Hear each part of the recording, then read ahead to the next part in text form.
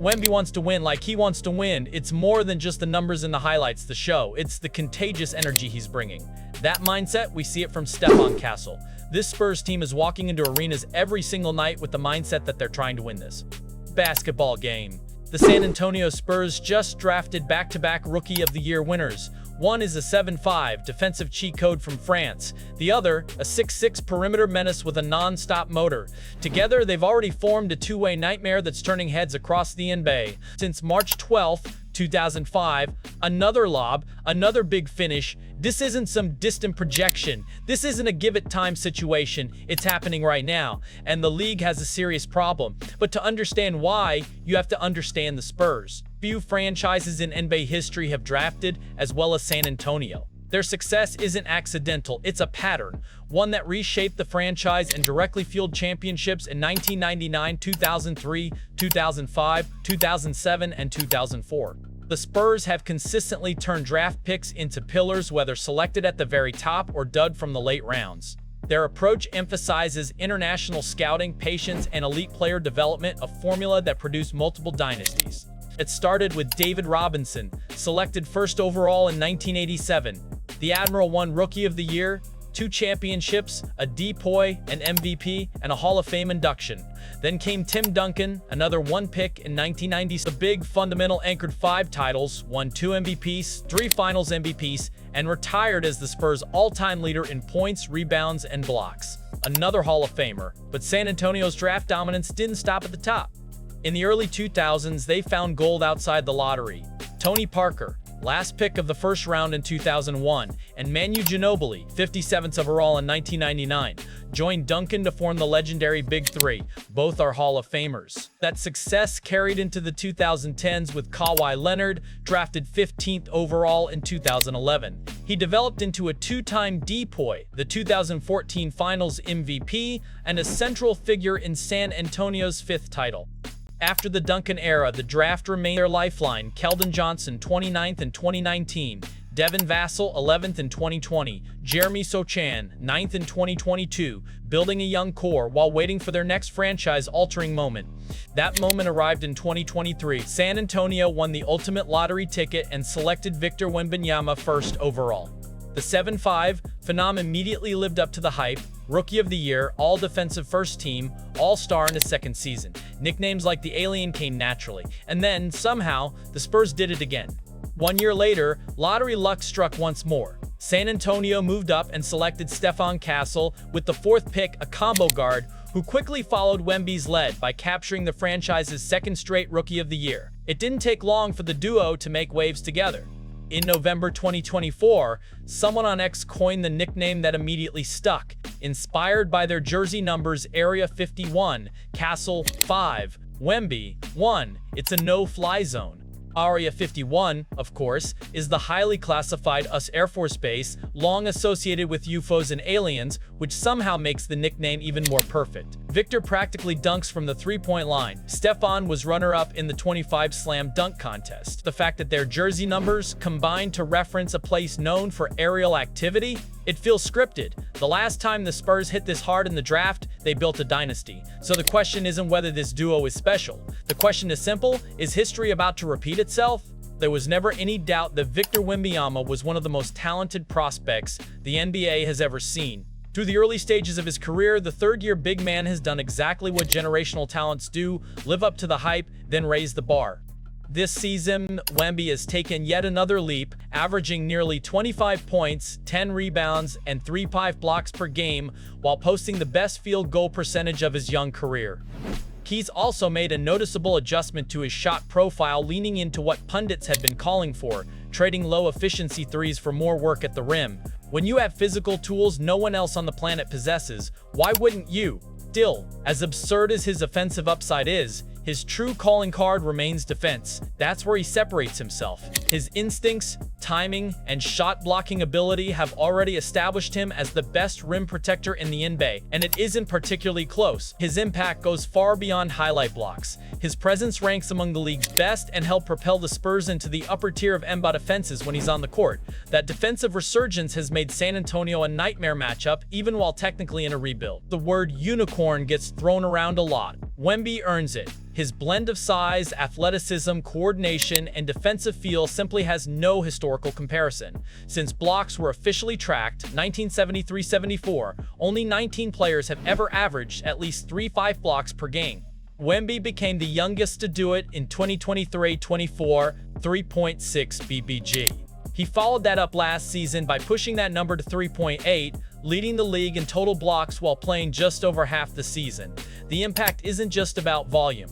Wemby dramatically reduces both the number of shots opponents attempt at the rim and their efficiency when they do attack. That's where his real value lies. He's a defensive weapon that alters entire game plans. There's also a psychological element. With an 8-foot wingspan and a standing reach approaching 10 feet, most of his rejections come at the rim. Opponents often try to counter by adding extra arc, hoping to float over him. It doesn't work. Last season, Wemby led the NBA in blocks on shots taken more than 10 feet in the air. Boy's size, athleticism, anticipation, timing, instincts, it all adds up to the ultimate shot blocker. Watching teams play the Spurs, you can literally see guys drive into the paint and decide not to shoot. That alone tells you everything. He's affecting possessions without even recording a block. Wemby isn't just protecting the rim, he's redefining what a center looks like in today's NBA. And when you pair that kind of defensive force with a fellow recent Rookie of the Year, enter the 6'6" brick wall. Stephon Castle is playing like the sophomore slump doesn't exist. He's scoring more, playmaking more, rebounding more, attacking the rim more, living at the free throw line more. Pick a category, he's improved in it. Yeah, the turnovers are part of the package right now. But on the other end, he's giving those possessions right back by handling the opposing team's best guard every single night. And if Castle ever becomes even a league average three-point shooter next to Wemby with all the Spurs downhill guards collapsing defenses, yeah, good luck with that. What makes Castle special defensively isn't flashy steals or blocks. It's how effective he is without gambling. He defends with his feet and his chest, not his hands. Strong base, clean lateral movement, he stays out of foul trouble and walls off drivers in isolation, forcing tough contested pull-ups or making ball handlers give it up entirely. Now, about the turnovers, Castle's turnover rate sits north of 20%, not ideal for a guard in ball handling roles. But that aggression also fuels some of his best moments, threading tight windows, hitting cutters in stride, making reads most players his age don't attempt. The ball control will tighten with time. The shooting? That's still the swing skill. With everyone healthy, Castle won't have to shoulder the entire creation load.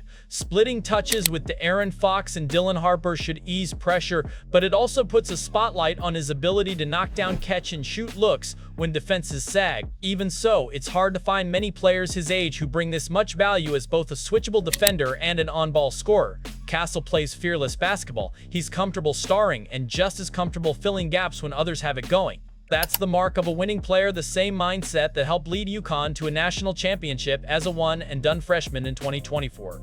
He communicates, plays with emotion, and brings real physicality on both ends. You saw it against the Lakers in the NBA Cup quarterfinals, 30 points, 10 rebounds. You saw it again in San Antonio's major upset of Oklahoma City in the semifinals. Castle isn't just a young guard finding his footing, he's already taking all-star matchups personally. Ever since he stepped into the NBA, Victor Wembanyama has been the most terrifying player in the league to challenge at the rim. At 7'5", with an 8-foot wingspan, elite reflexes, and absurd timing, he's a defensive outlier, the kind of presence that changes how offenses function before the ball even crosses half court. Now, just 1 year later, the Spurs have added Stephon Castle, already one of the best young perimeter defenders in the NBA. Castle has been thrown straight into the fire, tasked with guarding elite shot creators night after night, Devin Booker, Shai Gilgeous-Alexander, Stephen Curry. And he hasn't looked overwhelmed once. This is why the Area 51 nickname is so perfect. Together, they turn the half of the floor they defend into a no-fly zone. Wander there without a plan, and you're probably not coming back out. Last season, San Antonio finished with the 21st ranked defense in the NBA. This year, when both Wemby and Castle are on the floor for a full game, the Spurs rank inside the top 10. Wemby is obviously the centerpiece, but league-wide attention is shifting toward Castle too. Both players won Rookie of the Year in consecutive seasons, making San Antonio just the second franchise since 1975 to produce back-to-back winners. While the award is often framed through offense, Castle has been clear about what truly separates them.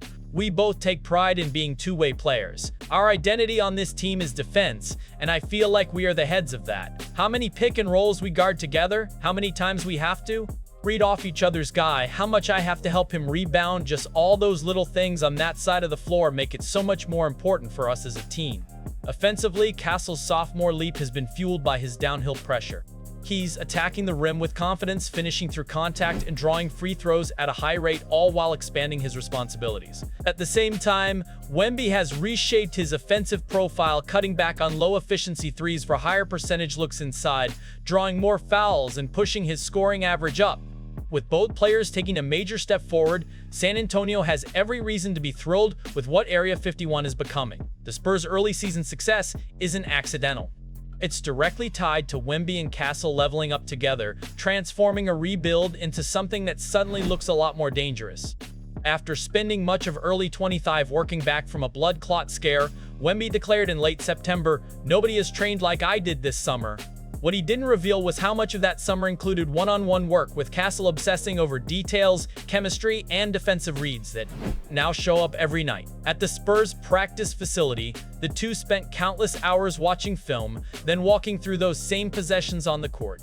When they learned De'Aaron Fox would miss early season time with a hamstring injury, that chemistry became even more essential to a fast start. No, it hasn't been flawless, but the growth is undeniable. For a duo in its first full season together, the progress has been rapid and frankly a little scary. The Spurs aren't rebuilding, they're reloading, and the rest of the Nemba, they've got a Victor Wembanyama and Stephon Castle problem. Are we watching the foundation of the Spurs' next dynasty? Or does this team still need another piece before it's real? Sound off in the comments. And if you want in-depth Spurs and NBA breakdowns all season long, hit subscribe and ring the bell. You won't want to miss what's coming next.